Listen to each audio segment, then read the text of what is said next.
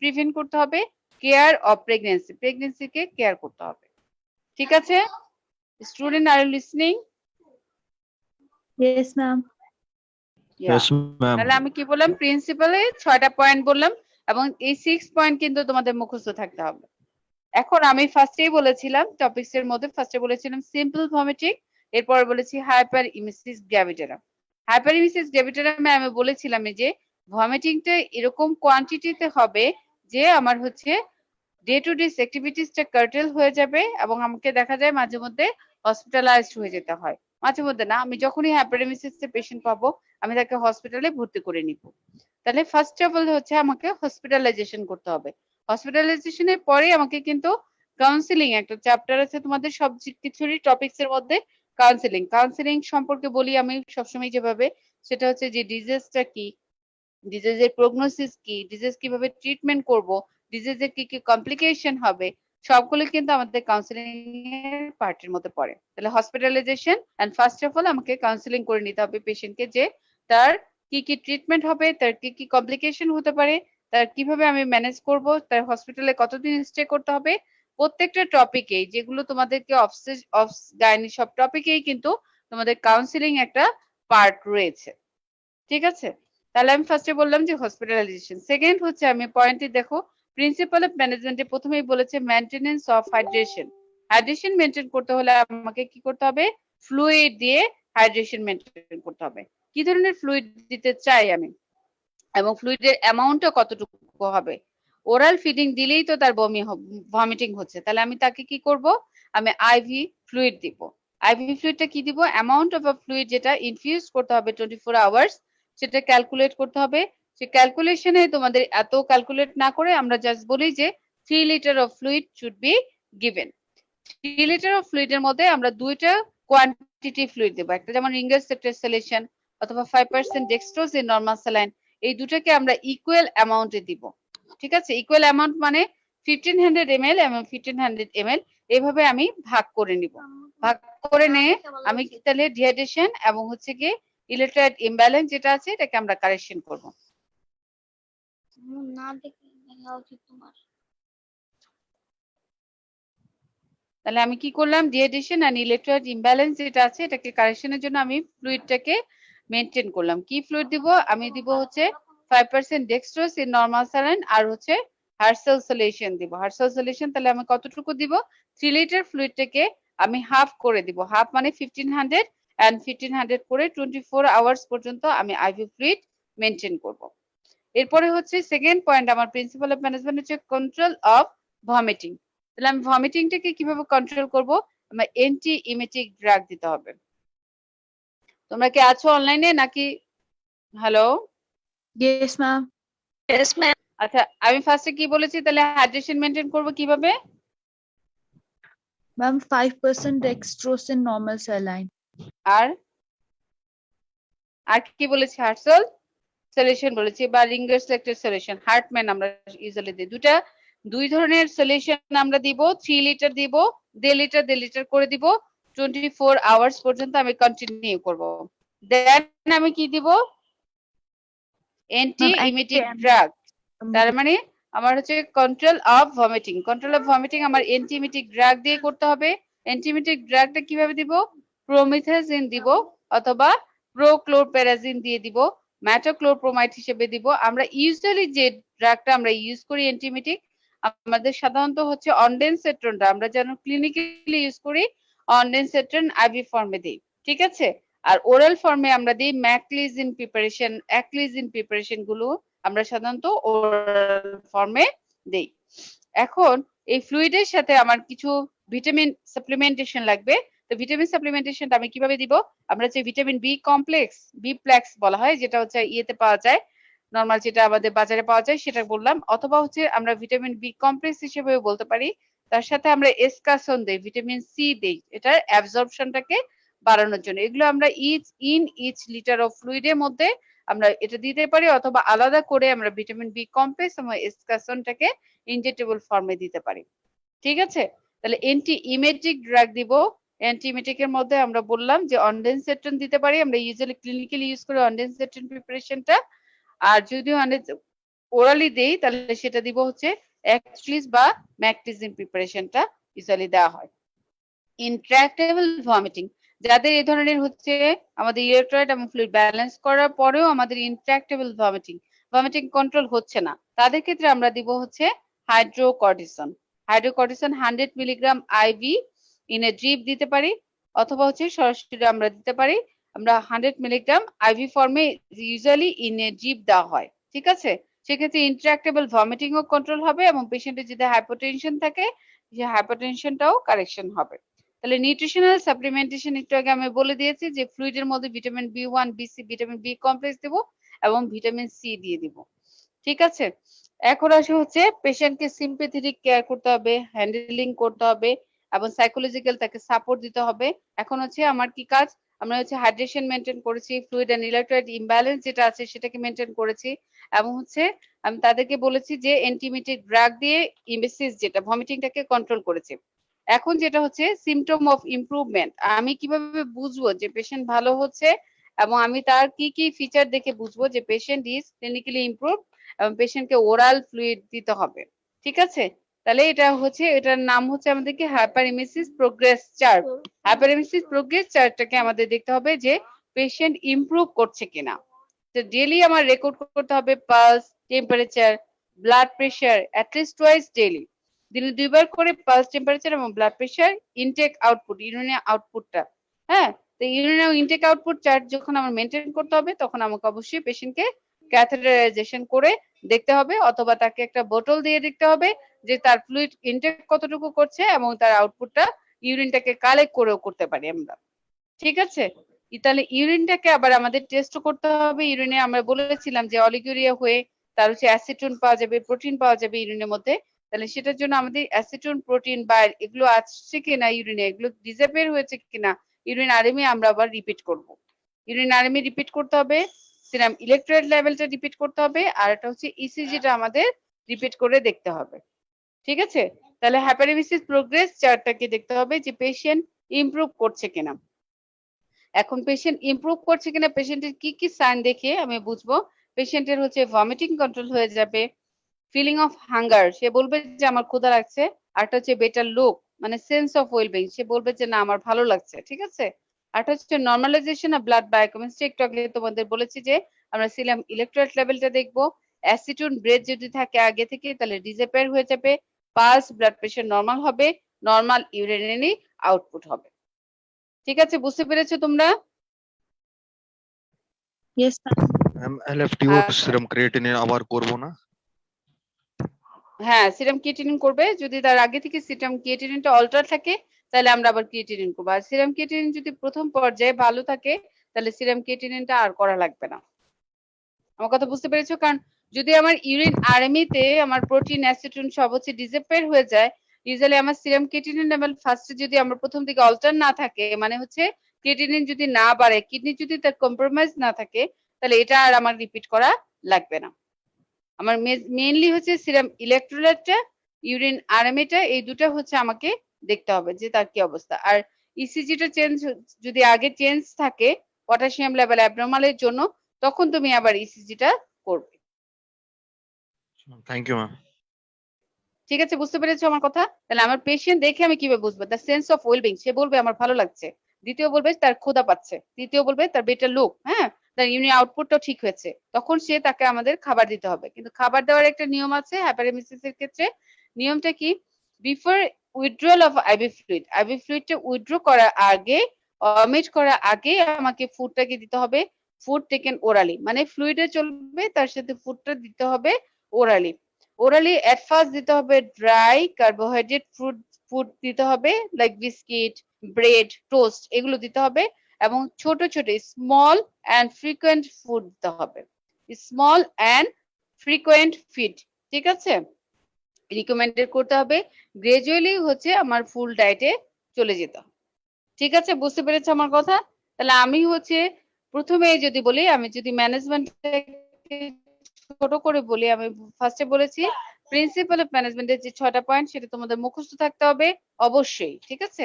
এটা মাথায় রাখতে হবে কারণ প্রিন্সিপালটা অনেক জায়গায় আমরা হচ্ছে কোশ্চেন হিসেবে দেই। প্রিন্সিপাল অফ ম্যানেজমেন্ট আলাদা করে পড়বে।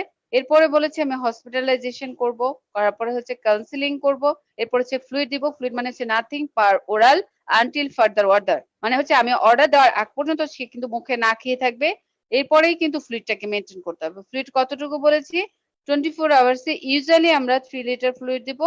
3 লিটার ফ্লুইডটা বলেছি যে 1.5 লিটার করে সেম টাইপের ফ্লুইড দেওয়া হবে। ঠিক আছে, আমরা সাধারণত যে সমস্ত ফ্লুইড দেই ইউজুয়ালি আমরা অন্য সময় সেগুলো হচ্ছে যে 3 লিটার ফ্লুইড দিলে 3 লিটার ফ্লুইড আলাদা আলাদা ফ্লুইড দেওয়া হয়। এখানে একটু ডিফারেন্স আছে, যেটা হচ্ছে সেম টাইপের ফ্লুইড 3 লিটার দিতে হবে এবং ইউজুয়ালি দুইটা ফ্লুইড আমরা দেই, দুই ধরনের ফ্লুইড। যেমন 5% ইউজুয়ালি ইউজ করি আমরা 5% ডিএনএস এবং হার্ট ম্যানসেলেশন। ঠিক আছে, তাহলে 1.5 লিটার করে দিব, 24 আওয়ার্স পর্যন্ত আমরা কন্টিনিউ করব। তারপরে অ্যান্টিইমেটিক ড্রাগ দিব। অ্যান্টিইমেটিক এর মধ্যে আমরা বলেছি অনডেনসেট্রনটা আইভি ফর্মে ইউজুয়ালি ইউজ করি, আর ওরাল ফর্মে আমরা ইউজ করি হচ্ছে অ্যাক্লিজ ম্যাকলিজিন প্রিপারেশনটা বেশি ইউজ করি। ঠিক আছে, এরপরে আমি বলেছি নিউট্রিশনাল সাপ্লিমেন্টেশন লাগবে। নিউট্রিশনাল বলেছি যে ফ্লুইডের মধ্যে তুমি দিয়ে দিতে পারো ভিটামিন বি কমপ্লেক্স আর ভিটামিন সি, অথবা আলাদা করেও তুমি দিতে পারো। ঠিক আছে, এরপরে বলেছি যে ইন্ট্রাক্টেবল ভমিটিং, যাদের ভমিটিং কন্ট্রোল হচ্ছে না তাদের ক্ষেত্রে তুমি হাইড্রোকর্টিসন দিতে পারো। এরপরে হচ্ছে তার প্রোগ্রেস চার্টটা মেনটেন করবে, এবং এর মাঝে আর এটা বলেছি যে ক্যাথেটারাইজেশন করে ইনটেক আউটপুট চার্টটা তুমি মেনটেন করবে। ঠিক আছে, তাহলে প্রোগ্রেস চার্টটা বলেছি যে তার সেন্স অফ ওয়েলবিংটা ভালো হবে, বেটার লুক হবে, পেশেন্টের ফিলিং হাঙ্গার হবে। আর ওরাল ফিডিংটা স্টার্ট করব আমরা আইভি ফ্লুইড উইথড্রয়াল করার আগেই। আমার কথা বুঝতে পেরেছো? আর লিসেনিং? জি ম্যাম। জি ম্যাম। আচ্ছা, তাহলে আমি সরি, তাহলে আমি হচ্ছে ডায়েট কিরকম, ডায়েট কখন স্টার্ট করব বলেছি যখন তার ভমিটিং স্টপ হয়ে যাবে, ভমিটিং সাবসাইড করে ফেলবে, আইভি ফ্লুইড উইথড্রয়াল করার আগেই আমি ওরাল ফিডিংটা দিব। ওরাল ফিডিংটা দিব হচ্ছে স্মল অ্যান্ড ফ্রিকোয়েন্ট ফিডিং দিব, এবং ইউজুয়ালি আমরা কার্বোহাইড্রেটটা বেশি দেই। কি দিয়ে শুরু করব, ড্রাই ফুড লাইক হচ্ছে বিস্কিট, টোস্ট, মুড়ি, ব্রেড, এগুলো দিয়ে শুরু করব, এবং দিতে হবে স্মল বাট ফ্রিকোয়েন্ট ফিডিং। ঠিক আছে, দিস ইজ অল অ্যাবাউট হাইপারএমিসিস গ্র্যাভিটারাম। আজকে আমরা আরেকটা চ্যাপ্টার শুরু করব, জাস্ট হচ্ছে ডেফিনেশন এন্ড ক্লাসিফিকেশনটা আজকে বলবো, এপিএইচ, অ্যান্টিপার্টাম হ্যামারেজ। তোমাদের কোনো কোশ্চেন আছে হাইপারএমিসিস নিয়ে? Any query? No, ma'am. No আচ্ছা, ম্যাম। কাশ্মীরের কি অবস্থা তোমাদের করোনা পরিস্থিতি?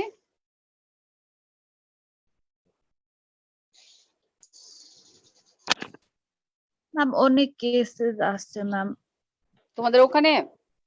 Yes, ma'am. ও, মারা যাচ্ছে কেমন কাশ্মীরে?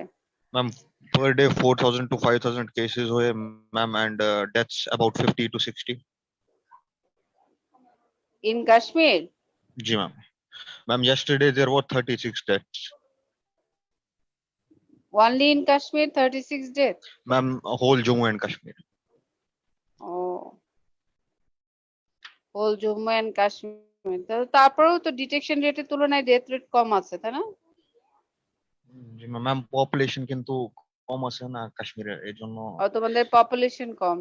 জি ম্যাম। তোমাদের হেলথ ফ্যাসিলিটি কেমন তোমাদের কাশ্মীরে? ম্যাম কাশ্মীরে হেলথ ফ্যাসিলিটি তারপরে ভালোই আছে মোটামুটি ম্যাম, অন্য স্টেট থাকে। অন্য স্টেট থেকে ভালো আছে? জি ma'am. Are you sufficient enough?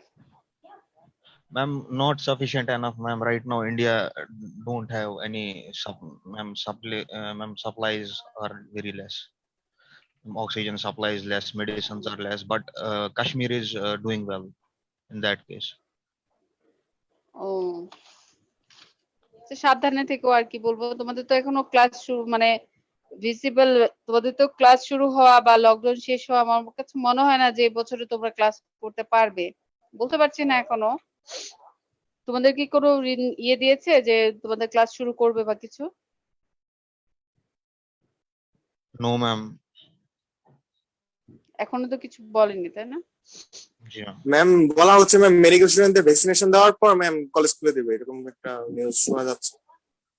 Vaccine তো আমাদের স্টুডেন্টরা তো মোটামুটি নিয়েছে। যারা কাশ্মীরে আছে ওরা নিয়েছো ভ্যাকসিন? Ma'am Yes, ma'am. সবাই এখন নেই। আমাদের স্টুডেন্টরা ভ্যাকসিনেশন নিয়েছো?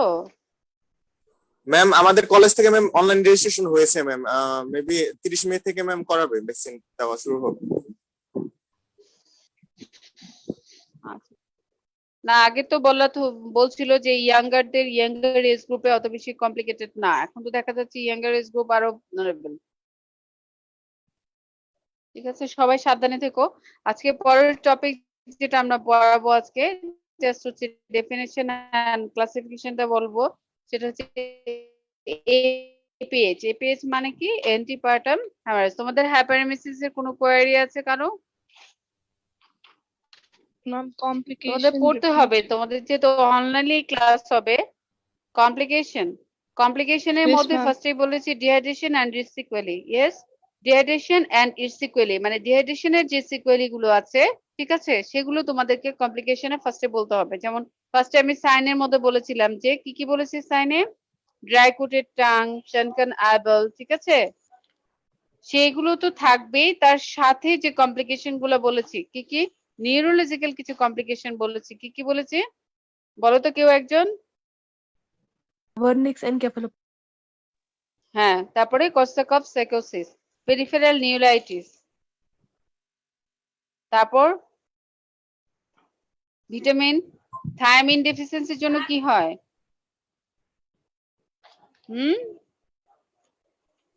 Very. Vernix ভেরি ভেরি হয়। তারপর কমপ্লিকেশনটা তোমাদের বইয়েও সুন্দর করে আছে, আমি বলেছি জাস্ট হচ্ছে তোমার যা যা হচ্ছে আমার বায়োকেমিক্যাল এন্ড সার্কুলেটরি চেঞ্জ হচ্ছে সেই চেঞ্জ অনুযায়ী আমার কমপ্লিকেশন গুলো অ্যারেঞ্জ করবে। এর মধ্যে এক্সট্রা কমপ্লিকেশন গুলো শুধু আমি বলেছি, এক্সট্রা গুলো বলেছি যে তার নিউরোলজিক্যাল কমপ্লিকেশনটাই হচ্ছে মোর। হ্যাঁ, নিউরোলজিক্যালের মধ্যে হচ্ছে যে কমপ্লিকেশন গুলো হয় সেটাই আমার হচ্ছে সবচেয়ে বেশি খারাপ হয়, যেন কর্সাকফ সাইকোসিস, ভার্নিস এনকেফালোপ্যাথি, পেরিফেরাল নিউরাইটিস, স্পন্টেন মালিনালাইসিস। ঠিক আছে, বুঝতে পেরেছো আমার কথা? তারপরে বলেছি যে ইসিজি তে চেঞ্জ মানে হার্ট চেঞ্জ হতে পারে, হ্যাপাটিক চেঞ্জ হতে পারে। হ্যাপাটিক হচ্ছে কম্প্রোমাইজ মানে হচ্ছে লিভারে তার ডিসফাংশন থাকতে পারে, জন্ডিস ডেভেলপ করতে পারে। তারপর বলেছি রেনাল ফেলিওর ডেভেলপ করতে পারে। হেমো কনসেন্ট্রেশন হয়ে অনেক সময় জন্ডিস হয়, আবার অনেক সময় হচ্ছে অলিগুরিয়া হয়ে অ্যানোরিয়া হয়ে রেনাল ফেলিওর ডেভেলপ করতে পারে। বুঝতে পেরেছো আমার কথা? আর তার সাথে তোমাদের যেটা ডিহাইড্রেশন এন্ড সিকুয়েলি ইলেকট্রোলাইট ইমব্যালেন্স গুলো, সেগুলো তোমাদের কিন্তু লিখতে হবে কমপ্লিকেশনে। বুঝতে পেরেছো আমার কথা? Yes, ma'am. আচ্ছা, বলো। আচ্ছা, এখন আসো হচ্ছে অ্যান্টিপার্টাম হ্যামারেজ। অ্যান্টিপার্টাম হ্যামারেজ বলেছি ব্লিডিং মানে কি? অ্যান্টিপার্টাম হ্যামারেজ, পার্টাম মানে কি? একটা পার্চুরিয়ান মহিলা মানে লেবারের আগে তার যখন ব্লিডিং হবে তাকে আমরা বলি অ্যান্টিপার্টাম হ্যামারেজ। শোনা যাচ্ছে? আচ্ছা, তাহলে অ্যান্টিপার্টাম হ্যামারেজের ডেফিনিশনটা কি? ইট is defined as bleeding from or into the genital tract after 28 weeks of pregnancy but before the birth of baby. ডেফিনেশনটা কিন্তু খুবই ইম্পর্টেন্ট এপিএইচ এর। it is defined as bleeding from or into the genital tract after 28 weeks of pregnancy but before the birth of baby. বুঝতে পেরেছো আমার কথা? আমি কি বলেছি? বিফোর বার্থ অফ বেবির আগে আমার ব্লিডিং হবে, after 28 weeks of pregnancy. It is defined as bleeding from or into the genital tract after 28 weeks of pregnancy but before the birth of baby. ঠিক আছে, অ্যান্টিপার্টাম হ্যামারেজের কজ হিসেবে আমরা যদি একটা যেটা আমরা বলি ফ্লো চার্ট, একটা ফ্লো চার্ট আকারে দেই, তাহলে এপিএইচ এর ফ্লো চার্টের মধ্যে আমরা অ্যান্টিপার্টাম হ্যামারেজ ডেলিভারির আগে মেইনটেইন করে একটা হচ্ছে প্লাসেন্টাল ব্লিডিং, আর একটা হচ্ছে আনএক্সপ্লেইনড ব্লিডিং, আর একটা হচ্ছে এক্সট্রা প্লাসেন্টাল কজ। ঠিক আছে, এর মধ্যে সবচেয়ে বেশি ইম্পর্টেন্ট হচ্ছে আমাদের প্লাসেন্টাল ব্লিডিংটা। প্লাসেন্টাল ব্লিডিং হয় আমাদের 70%, around 70% ব্লিডিং হয় প্লাসেন্টাল ব্লিডিং, এবং 70% এর মধ্যে হচ্ছে আমার 35% হচ্ছে প্লাসেন্টা প্রিভিয়া, 35% হচ্ছে অ্যাব্রাপশিও প্লাসেন্টা। ঠিক আছে, বুঝতে পেরেছো?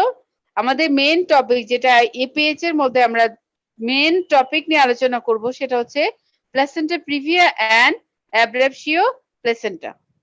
তাহলে আমরা যদি এপিএইচ এর এপিএইচ এর যে কজ গুলো আছে সেই কজ গুলোকে আমরা যদি একটা আলাদা করে আমরা যদি ক্লাসিফাইড করতে চাই, ফার্স্টে হবে এপিএইচ, এপিএইচ এর মধ্যে ফার্স্ট হবে প্লাসেন্টাল ব্লিডিং, এরপর হবে এক্সট্রা প্লাসেন্টাল কজ, আর একটা হচ্ছে আনএক্সপ্লেইনড ব্লিডিং। আনএক্সপ্লেইনড মানে হচ্ছে 25%, আমি জানি না এরকম কারণে ব্লিডিং হতে পারে, ইনডিটারমাইন্ড কজ। ঠিক আছে, এক্সট্রা প্লাসেন্টাল যে কজ গুলো আছে এক্সট্রা প্লাসেন্টাল এটা হচ্ছে 5%। এটা কি কি কারণে হতে পারে? ইউজুয়ালি লোকাল সার্ভাইকো ভেজানাল যে কজ গুলো আছে এই কারণে আমার এক্সট্রা প্লাসেন্টাল ব্লিডিং হতে পারে। কি কি আছে এটা? সেটা হচ্ছে cervical polyp, CA service, varicose vein, local trauma. Got it? Yes, ma'am. আর এগুলো কি করছো তুমি? তুমি যাও।